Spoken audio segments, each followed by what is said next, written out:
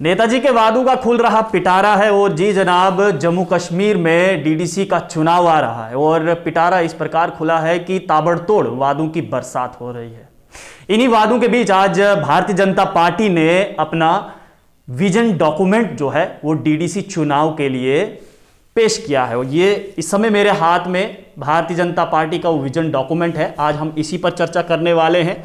चर्चा करने के लिए इस समय मेरे साथ भारतीय जनता पार्टी के वरिष्ठ नेता और जम्मू कश्मीर के पूर्व स्वास्थ्य मंत्री डॉक्टर दविंदर मन्याल है। इनसे हम बातचीत करेंगे। डॉक्टर साहब, वादों पे वादे हर कोई पार्टी कर रही है, लेकिन भारतीय जनता पार्टी ने कुछ वादे हैं इसमें लिखे हुए हैं, वो ही हम आपसे पूछेंगे कि 100% जो नौकरियां हैं वो लोकल्स के लिए है। क्या ये संभव है? क्योंकि इस समय जो जम्मू कश्मीर का युवा है वो ये कह रहा है कि जम्मू कश्मीर जब से केंद्र शासित प्रदेश बना है तब से खतरा है कि नौकरी कहीं बाहर ही ना ले जाए। देखिए, सबसे बड़ा वादा जो है पहले उसकी शुरुआत की थी आज से लगभग 1 साल से ज़्यादा समय हो गया। 370 और 35A को ख़त्म करने का, मिटाने का सबसे बड़ा वादा वो निभाया। तो ये बात मैं बड़े दावे से कह सकता हूँ कि भारतीय जनता पार्टी जो बात कहती है, जो वादा करती है, उसको निभाती भी है और उसकी शुरुआत भी सरकार में आते ही हमने की। और आज जहाँ तक आपका विजन डॉक्यूमेंट की बात है, जम्मू कश्मीर के इतिहास में पहली बार डीडीसी के इलेक्शन हो रहे हैं। पंचायती राज सिस्टम को, जो 3 टियर सिस्टम है, उस सिस्टम को पूरा करने की जो एक प्रोसेस है, उस प्रोसेस में ये एक आखिरी स्टेप है जिसमें जब हमारे डीडीसी जो डिस्ट्रिक्ट डेवलपमेंट काउंसिल के हमारे काउंसलर्स बनेंगे, उसके बाद इनडायरेक्ट चुनाव के माध्यम से हमारे चेयरमैन और वाइस चेयरमैन बनेंगे। तो मैं समझता हूँ कि 70 साल में पहली बार ऐसा पूरे देश में जो एक प्रोसेस होती थी वो जम्मू कश्मीर में नहीं होती थी। तो बीजेपी ने उसको निभाया है, वो भी कंप्लीट होने जा रही है।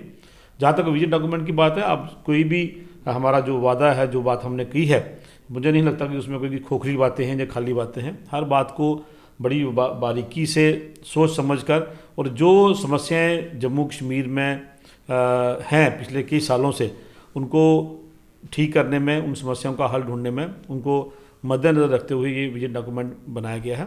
लेकिन आपने मेरे से बात की है लोकल जो जॉब्स की बात की है।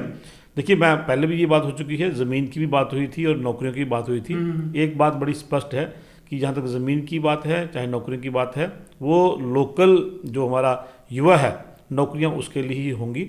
बेशक डोमिसाइल की जहाँ तक बात आई है, अगर आप बात करें डोमिसाइल की, तो उसमें भी एक प्रावधान रखा हुआ है कि कितने साल का जो है यहाँ पे युवा होगा, वो उसकी चाहे एजुकेशन की बात है, चाहे उसका यहाँ जम्मू कश्मीर में रहने की बात है। लेकिन मुझे लगता है कि जो हमारी भारतीय जनता पार्टी की सरकार दिल्ली में है और यहाँ पे एलजी सरकार है, दोनों ने मिलके ये फैसला किया हुआ है कि जहाँ तक नौकरी की बात है, सरकारी नौकरी जो है उसमें 100% लोकल युवा ही होंगे, वही उसमें उस प्रोसेस में पार्टिसिपेट भी करेंगे और अल्टीमेटली जो जॉब है वो भी हमारे लोकल युवाओं को मिलेगी। चलिए, उम्मीद करते हैं कि ऐसा ही हो कि 100% जॉब जो है वो लोकल्स के लिए रहे। अगला इसमें विजन डॉक्यूमेंट में लिखा गया है कि 0 टॉलरेंस फॉर एनक्रोचमेंट्स, यानी कि जितने भी फॉरेस्ट लैंड या फिर रोशनी एक्ट के तहत जिन्होंने भी ज़मीनें हड़पी हैं उनको छोड़ा नहीं जाएगा। तो अब बात यह है कि डॉक्टर फारूक अब्दुल्ला, उनका नाम भी यहाँ पर देखने को मिल रहा है। तो क्या आने वाले समय में अगर भारतीय जनता पार्टी ये बात मानती है कि डॉक्टर फारूक अब्दुल्ला का जम्मू वाला घर जो है वो फॉरेस्ट लैंड पर है, तो क्या उसको गिराया जाएगा? देखिए, यहाँ तक लैंड इंक्रोचमेंट की बात है, जब से धारा 370 जो है उसको ख़त्म किया गया, 35A को ख़त्म किया गया, लैंड लॉज में भी बदलाव आया है। और ये जो लैंड इंक्रोचमेंट की आप बात कर रहे हैं, ये आज कोई नई बात नहीं है, कई बरसों से ये इंक्रोचमेंट होती रही है। लेकिन क्योंकि जब एक सीएम जो है, एक सिटिंग एमपी है, जब उन पर ये इल्ज़ाम आता है कि आप कुर्सी पे सत्ता में रह के आप अपने लिए ही जगह जो है, सरकार की जगह जो है, जो गरीबों को जगह मिलनी चाहिए, वो जगह आपने ली। आपको याद होगा रोशनी एक्ट जो था, उसमें खास करके गरीबों को और लैंडलेस को देखते हुए ये एक्ट उस वक्त बनाया गया था। लेकिन उन गरीबों में जो गिनती होती है वो फारूक अब्दुल्ला की, उमर अब्दुल्ला की, मुफ्ती की, गुलाम नबी आज़ाद की और बाकी जो कुछ नेता हमारे पॉलिटिकल नेता हैं उनकी गिनती होती है। उन्होंने ये जगह ली थी। I assure you from the Bharatiya Janata Party side, as a BJP का एक वर्कर होने के नाते, आई अश्योर यू कि हमने ये बात पहले भी कही है। Again in vision document, if you have committed something ये होगा, ज़मीन पे होगा कि अगर किसी ने लैंड एनक्रोच की है उस एनक्रोचर को वहाँ से खाली कराया जाएगा, और जो लैंड जिसको बिलोंग करती है, अगर वो स्टेट को बिलोंग करती है तो स्टेट को जाएगी, अगर वो फॉरेस्ट को बिलोंग करती है तो वो फॉरेस्ट को जाएगी।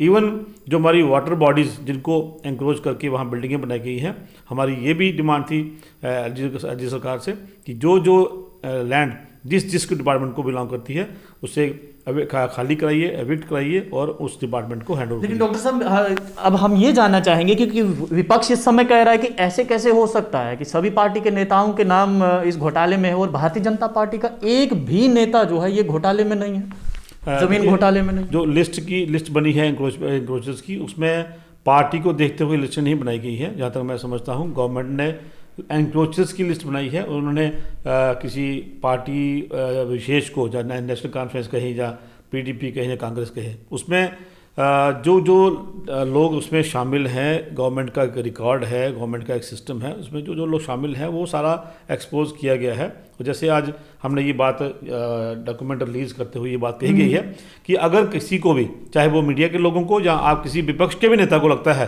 कि कोई बीजेपी का कार्यकर्ता है जिसने लैंड एनक्रोचमेंट की हुई है, वो अपना एक सिंपल आरटीआई जो उसमें 10 रुपीज़ की फीस होती है वो लगा के आरटीआई के माध्यम से वो ये जान सकता है, पता कर सकता है कि अगर भारतीय जनता पार्टी का भी कोई लीडर उसमें इन्वॉल्व है तो वो एनक्रोचर, हमने कहा है कि वो किसी पार्टी विशेष की बात नहीं है, वो किसी धर्म विशेष की बात नहीं है, वो कोई भी होगा उसके खिलाफ वही एक्शन होगा जो आम एक एनक्रोचर है, चाहे वो किसी पार्टी का है चाहे किसी पद का है। अगर कल को भारतीय जनता पार्टी के किसी भी नेता का, चाहे वो छोटा हो बड़ा नेता हो, उसका नाम आता है तो उस पर भी कार्रवाई होगी, किसी को भी नहीं बख्शा जाएगा और एनक्रोचर को एज ए एनक्रोचर ट्रीट किया जाएगा, ना कि छोटा या बड़ा नेता न छोटी या बड़ी पार्टी।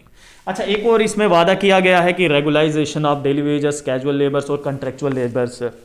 2014 से जब मोदी सरकार आई तो ये तमाम जो यहाँ पर विभाग लिखे हैं, डेली वेजेस, कैजुअल्स और कॉन्ट्रेक्चुअल लेबर्स, इन्होंने लगातार धरना दिया, धरने प्रदर्शन किए कि हमें रेगुलाइज किया जाए। अब 6 साल हो गए हैं, अभी भी कुछ लोग कह रहे हैं, और ये 6 साल में बहुत सारे ऐसे जो कॉन्ट्रेक्चुअल थे या डेली वेजेस थे वो तो रिटायर भी हो गए। अब एक बार फिर से विजन डॉक्यूमेंट में आया है, आप ही के डीडीसी चुनाव के विजन डॉक्यूमेंट में, कि इनको रेगुलाइज किया जाएगा। कहीं ऐसा तो नहीं कि चुनाव आया है तो वादा कर लें, क्योंकि अक्सर लोग कहते हैं, जनता कहती है कि नेता के वादे सिर्फ वादे रहते हैं, ज़मीनी स्तर पर तो दिखते नहीं। देखिए, यहाँ तक कैजुअल और कॉन्ट्रेक्चुअल वर्कर्स हैं, उसमें खाली ये सिर्फ एक पीएचई आरएनबी उनकी बात नहीं है। एजुकेशन डिपार्टमेंट में भी कुछ ऐसे लोग हैं जो कॉन्ट्रेक्चुअल लेक्चर के तौर पे काम कर रहे थे। काफ़ी सारे जो बच्चे हैं, हमारे युवा हैं, वो ये एक मैं समझता हूँ एक धोखा हुआ है इन लोगों के साथ, युवाओं के साथ एक फरेब हुआ है, और कोई 1 साल 2 साल या 10 साल की बात नहीं है। मैं समझता हूँ लगभग 96-98 से ये कॉन्ट्रेक्चुअल के नाम पे भर्तियाँ की गई, और बिना किसी पॉलिसी के, बिना किसी विजन के, बिना किसी एक सिस्टम के कि कैसे भर्ती करना है, कब तक उसको कॉन्ट्रेक्चुअल रखना है और कब उसको रेगुलराइज करना है। ये ताबड़तोड़ जो नेता आया वो अपने भाई भतीजे को, अपने रिश्तेदारों को, अपने दोस्तों को, मित्रों को उन्होंने एडजस्ट किया, अपने परिवार को एडजस्ट किया, इसी तरीके से करते कि बिना किसी विजन के, बिना किसी आगे की सोच के कि इनको हम कैसे एडजस्ट करेंगे। देखिए, अगर आप 96 और 98 की बात करें, आज लगभग 24 से 25 साल हो गए हैं, और लगभग 1 लाख के करीब जो है लिस्ट बनाई गई थी जब भारतीय जनता पार्टी यहाँ सरकार में थी। 60,000 की संख्या को कुछ ही महीनों के अंदर 1 लाख कर दिया गया। जब सरकार ने ये कार्रवाई शुरू की, हमने ये प्रोसेस शुरू किया था, लेकिन कहीं ना कहीं उसमें कुछ त्रुटियां थी। कहीं ना कहीं लगा कि शायद जो रियली जो लोग डिज़र्व करते थे, रेगुलर कॉन्ट्रेक्चुअल एम्प्लॉइज़ और अपने जो डेली वेजर्स, उनके साथ कभी नाइंसाफ़ी ना हो, तो इसको एक अच्छे प्रोसेस की तरह ठीक से उनको बेनिफिट दिया जाए। लेकिन वो कमियां रहेगी थोड़ी सी, वो प्रोसेस नहीं कंप्लीट हो चुका। लेकिन आई एश्योर यू, और विजन डॉक्यूमेंट में अगर हमने ये बात कही है कि उनको रेगुलराइज किया जाएगा, टाइम बाउंड तरीके से उनको रेगुलराइज किया जाएगा, और एलजी सरकार बड़ी गंभीरता से और बड़ी एक्टिवली उस पर काम भी कर रही है। और मुझे लगता है कि आने वाले समय में ये लोग रेगुलराइज होंगे, और जो उनके साथ पिछली सरकारों ने 20-25 साल से जो नाइंसाफ़ी हुई है उसको हम दूर करने की पूरी कोशिश करेंगे। और हमारी 2014 में जब हमारी 15 में सरकार बनी थी, तब से हमारी ये डिमांड भी रही है, हमारी कोशिश भी रही है कि ऐसे परिवारों के साथ जो नाइंसाफ़ी की है उसको दूर करें, उनके साथ इंसाफ करें। मेरा आखिरी सवाल आपसे रहेगा कि भारतीय जनता पार्टी कहती है कि वो धर्मनिरपेक्ष है, लेकिन सबसे बड़ा आरोप भारतीय जनता पार्टी पर यही लग रहा है, अपोजिशन कह रहा है कि भारतीय जनता पार्टी धर्म की राजनीति खेलती है। और महबूबा मुफ्ती ने तो यहाँ तक कह दिया था कि जम्मू में पर्टिकुलर एक कम्युनिटी को टारगेट किया जा रहा है और उनसे ज़मीनें खाली करवाई जा रही हैं। देखिए, चाहे महबूबा मुफ्ती की बात हो, वो भारतीय जनता पार्टी के ऊपर ऐसे आरोप नहीं लगा सकती। वो खुद एक एनक्रोचर हैं, खुद वो एक पर्टिकुलर रिलीजन को वो सपोर्ट करती हैं और दूसरे रिलीजन को वो शायद सोचती हैं कि हम इस बात में विश्वास नहीं करते कि कौन सा हिंदू है, मुस्लिम है, सिख है। उसकी सबसे बड़ी बात यह है कि प्रधानमंत्री मोदी जी का जो वादा है, सबका साथ, सबका विकास, सबका विश्वास। देखिए, मैं आपको उसकी छोटी सी एग्जांपल दूंगा। जब हमने प्राइम मिनिस्टर आवास योजना में 25-25 हज़ार के कांग्रेस और बाकी सरकारों के दिए हुए हैं मकान आज तक कंप्लीट नहीं हुए हैं गरीबों को, बीपीएल कैटेगरी के लोगों को, लेकिन प्रधानमंत्री मोदी ने 1,59,000 का मकान एक गरीब को दिया है और उसकी अवधि फिक्स की गई थी कि ये 3 से 4 महीने के भीतर कंप्लीट होना चाहिए और वो कंप्लीट भी हुए हैं। लेकिन वो बीपीएल को दिया गया, वो हिंदू को नहीं दिया गया, वो मुस्लिम को नहीं दिया गया, वो एक बीपीएल को दिया गया, वो चाहे किसी भी धर्म का हो। आपने कहा कि महबूबा जो है वो खुद एक इंक्रोचर है, लेकिन महबूबा का हाल ही में एक बयान आया, उन्होंने कहा कि अगर भारतीय जनता पार्टी के पास कोई सबूत है तो वो सामने रखे, ऐसे ही कह देते हैं बगैर किसी तथ्य के। देखिए, जो जितनी भी ये गवर्नमेंट की लिस्टें आ रही हैं और मुझे लग रहा है कि शायद कुछ और नाम भी आगे आने वाले हैं।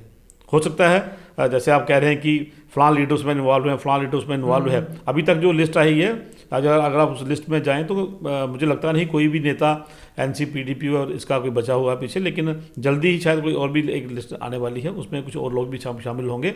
तो विद एविडेंस, विद प्रूफ और रेवेन्यू रिकॉर्ड के साथ ये प्रूव करेंगे कौन कौन एंक्रोचर है और कौन कौन जो है इलीगल तरीके से ज़मीनों के ऊपर बैठा हुआ है। बहुत बहुत शुक्रिया बात करने के लिए। और आज भारतीय जनता पार्टी ने अपना डीडीसी चुनाव के लिए विजन डॉक्यूमेंट जो है वो इशू किया है और उम्मीद करते हैं जो इस विजन डॉक्यूमेंट में है, अगर भारतीय जनता पार्टी के ज़्यादा से ज़्यादा लोग जीतकर सामने आते हैं तो इन पर काम हो, क्योंकि जनता अक्सर ये कहती है, चाहे वो नेता किसी भी पार्टी का हो, चुनाव के समय वादे तो बहुत करते हैं लेकिन ज़मीनी स्तर पर नहीं देखने को मिलते। उम्मीद करते हैं कि इस बार चाहे किसी भी पार्टी का वो नेता जीते, लेकिन आम जनता का काम जरूर होना चाहिए।